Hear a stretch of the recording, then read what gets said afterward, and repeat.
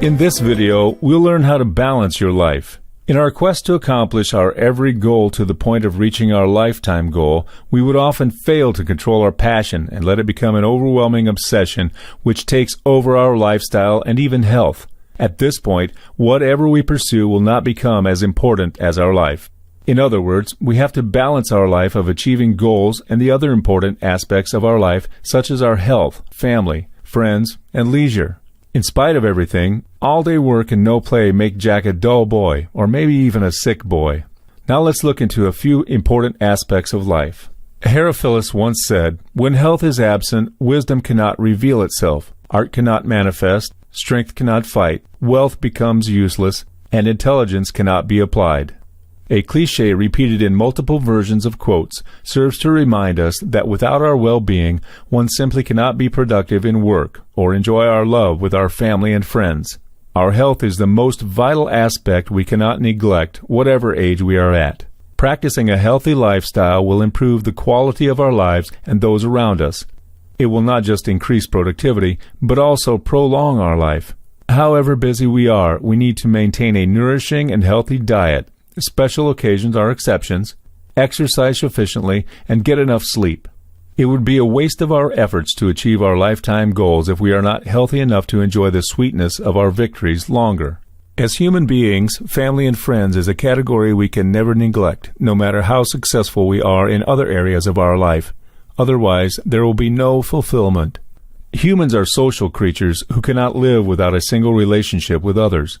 As such, every human is socially dependent on one another to survive right from our birth.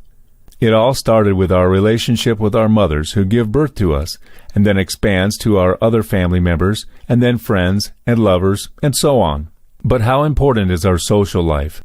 Being socially healthy is as equally important as being mentally and physically healthy. Spending quality time with our family and friends is one of the social needs of an average person of whatever age. After a long day of business or work, don't just go back to the TV, your phone, or whatever electronic gadget. Try to connect with people and pay attention to their lives. The idea of a healthy social life benefits ourselves as it keeps us from depression and social isolation, which could impact our health at a serious level. Other than our social needs, being involved in positive relationships caters to our emotional needs. Relationships and social networks always work on a give-and-take basis. Hence, such support is a privilege we receive from giving as much attention and effort to maintain positive relationships with the people around us. As a conclusion, we definitely should surround ourselves with people who understand, encourage, and support us in our lives, while we also work to share with them our strength and inspirations. Spending time alone. Overworked and feeling that you have given all your time to everyone else except yourself are symptoms that you should allocate some personal time to relieve the stress and to reflect on the main aspects of your life. One's social life is never complete without time for only the self. By spending some time alone, we will not feel demotivated when we continue to pursue our goals. In fact, this type of self-time allows us to be happy and invigorated for further challenges.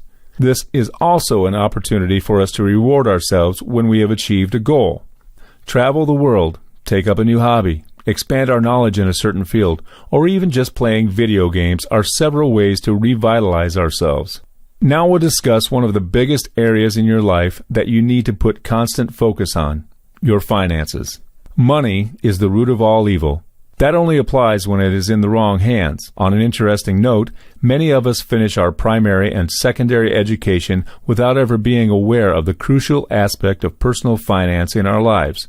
Only in college or university is it that we start to realize that the financial control over our lives is key to survival in the society. However, being aware of the good practices to control your finances and actually practicing them are the factors that decide whether money is really the root of all evil. After all, it does reflect on our credit scores. Here are the 10 good habits to maintain healthy personal finance. 1. Tracking income and expenses.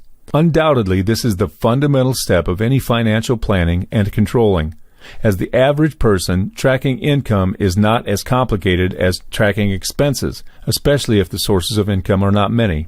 Tracking expenses requires some discipline and consistency in our daily habits, such as recording the amount of cash we spent, keeping the credit card bill we paid, keeping receipts of our expenses, loan information, tax records, and online purchases.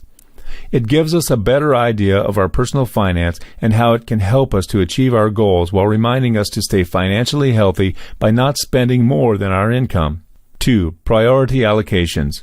While it is most basic to suggest that we should plan our budgets, there are definitely certain priorities which we should prioritize our finances for. When we receive our paychecks at the end of the month, the first step will always be to allocate these funds to the priorities we set in line with our goals. Such priority funds may be our savings, loans, our children's education, retirement funds, and investments. By setting this as the first step of our budget, we can work out how much we have left to spend or to prepare for other necessities.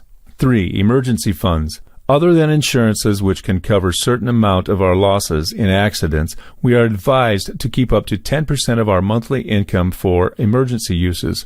For instance, having an accident which can keep us away from work means we can utilize these funds which we have already saved up before our daily expenses. As surprise scenarios can be quite unpredictable, it is best we prepare the umbrella before the rain. 4. Staying away from high-interest credit or totally away from debts. At some point in our lives, it would be almost impossible to stay free of loans.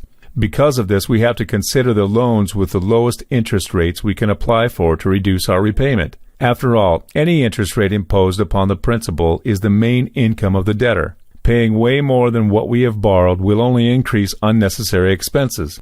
Besides, some creditors allow advance repayments for us to finish the repayment before the planned payment period. In this case, we might even save up on the interest of the remaining payment period. Staying debt-free means gaining more income and also a better credit score, which serves to be an indicator of our healthy financial status to creditors. Healthy credit scores allow us to obtain a loan more easily in the future as well. 5. Creating a shopping list and impulsive shopping. Buying on impulse means unnecessary spending, which will reduce the flexibilities of controlling your expenses, as it also means reducing the spending on necessary items. We should not purchase any luxury items when we do not have extra cash, and even if we want to, it would usually be the money left in our monthly budget after all our financial priorities are settled. To control impulsive shopping, it is best we write down a list of items we need to buy, so those which are not in the list are considered as unnecessary. Similar to long-term and short-term goals, we can always save up for luxury items which we can only afford later. 6. Purchasing value. We would always tend to ensure our purchases give us the value for our money and no after-sales problems at all. In particular circumstances, sometimes it is better to pay a bit more for products that will effectively last longer than buying the cheap ones which we have to constantly replace or repair. In contrast, not all products are better simply because they are more expensive. The prices of such products are down to a multitude of factors, such as competition, consumer perception, quality of materials, cost of methods, etc. We should seek reviews from experts and other consumers before comparing these products to one another and deciding which gives us the best value according to our needs. 7. Investment. Only allocating monthly income for certain investments does not guarantee profit, and therefore, every wise investor has plans for timely exits from their investments to avoid losses. In other words, we must possess sufficient knowledge and the right information to invest in any of the various financial instruments. Otherwise, we would suffer losses without being able to understand the reasons. On the other hand, we must monitor our investment funds to avoid losses as well as to seize fine opportunities to gain more profit from our investments. An even more secure way of preventing losses in our investments would be to have an exit strategy, especially when we can foresee the circumstances. 8. Retirement funds. Even if governments enforce laws for the employees and the working citizens to allocate retirement funds, sometimes it would not be enough to live comfortably, particularly if you wish to retire at an earlier age. Besides, what good does it do for us if we have prepared the funds for our children to graduate from university or college if we end up in poor financial status when we retire? Having a retirement plan is a long-term goal which determines how we would like to live our lives when we retire. On the contrary, struggling to have such financial ability at retirement age means we have to delay retirement work for a few more years. 9. Consistent raise. Once our income is raised, we should not forget our savings and investments for our future should also be proportionally raised. For instance, the rate of our savings per month is 20% of our monthly income of $5,000. That translated to $1,000. In the next year onwards, our income is raised to $6,000, and so the savings, based on 20% of $6,000, should be $1,200. In the case where our expenses are not increased in comparison with our income, extra income means more flexibility of utilizing our money. Another way of raising our savings is to increase it from 20% of our income to 25% of our income, even when we do not get a pay raise. 10. Analyzing the financial condition and improvising the budget. With all the necessary steps taken to manage our financial status, we often overlook the review of our financial performance on a particular time basis. The reviews of our financial status usually are carried out at the end of the year or the month. Such timing is usually to see if our plans were executed well enough to help us achieve our financial goals. Such review helps us to understand the effectiveness of our financial management and allows us to identify the problems and the room for improvement. Once we have finished reviewing, we can proceed to the details which we can adjust, organize, and replace to fulfill our financial demands for the following months or further in the future. Here is a rather optimistic example of improving the monthly budget. This month will be the last month you will have to pay installments for your car. As you used up to 10% of your salary for the monthly installments of your car, you will have that amount extra cash you could utilize from next month onwards.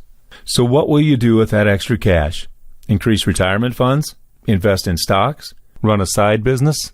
Or reward yourself? Having more or less money means we have to replan our budget. Nevertheless, there will always be room for improvement, even when our financial performance matches or exceeds our targets. Analyzing our financial status with our expectations will provide much-needed improvement. Once we have achieved our financial goals, business targets, and family goals, more often than not, we would have forgotten the passion we once had when we were young and often contemplate if it is already too late for us to chase after some of our dreams which were not realistic. The answer is, it is better late than never. We should take every opportunity to fulfill our dreams while our physical health and fitness conditions still allow us. Often, this type of passion can be very different from the goals we set to achieve because it might not be related to our daily life or the people around us. For instance, most of us would love to travel and explore the world, but lack the time and or the money to do so.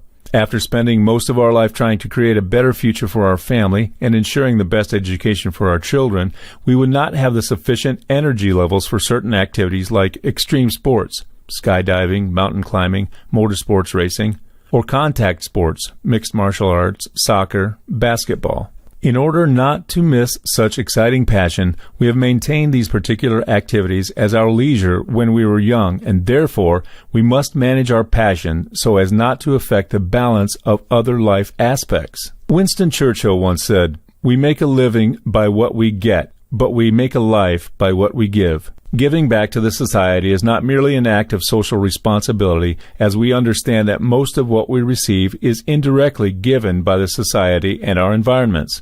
Kindness and generosity are the values we want our next generation to inherit from us. We also wish that our children will understand that through these acts of generosity and kindness, we can improve the lives of people around us. Keeping this aspect in balance with our life will ensure our spirits are nourished and the meanings of our existence expand beyond our own perception to those who receive from us. After all, we can never define our own lives with only our achievements, as we must always justify the meaning of our achievements to the people around us, too.